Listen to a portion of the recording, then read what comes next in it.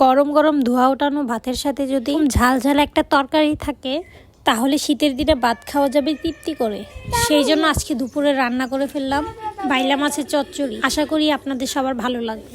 সেই জন্য আগে মাছগুলাকে ভালো করে কেটে ধুয়ে নিলাম।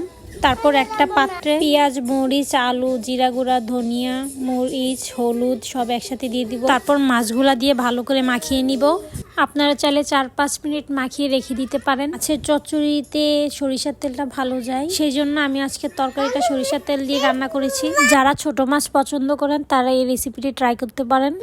এক একজন এক একভাবে রান্না করে, আমি এইভাবে রান্না করি, সেই জন্য আপনাদের সাথে এইভাবেই শেয়ার করলাম। দুনি যেহেতু নতুন, ভুল ত্রুটি থাকতেই পারে। পর্যায়ে আমি পরিমাণ মতো পানি দিয়ে দিব, পরে পানি অ্যাড করতে না হয়। চুলায় বসানোর পর যেহেতু নাড়াচাড়া করলে মাছগুলা ভেঙে যাবে, সেহেতু মাছের সাথে সব মশলা একেবারে মিক্স করে তারপরে চুলায় বসাতে হবে। যদি পরে নাড়াচাড়া না করা লাগে, উতরানোর পর আমি এতে টমেটো দিয়ে দিলাম। তারপর আবার একটু ঢেকে দিলাম যাতে টমেটোগুলা সিদ্ধ হয়। সিদ্ধ হওয়ার এক পর্যায়ে আমি ধনেপাতা দিয়ে নামিয়ে নিলাম। রেডি হয়ে গেল আমার ঝাল ঝাল বাইলা মাছের চচ্চড়ি।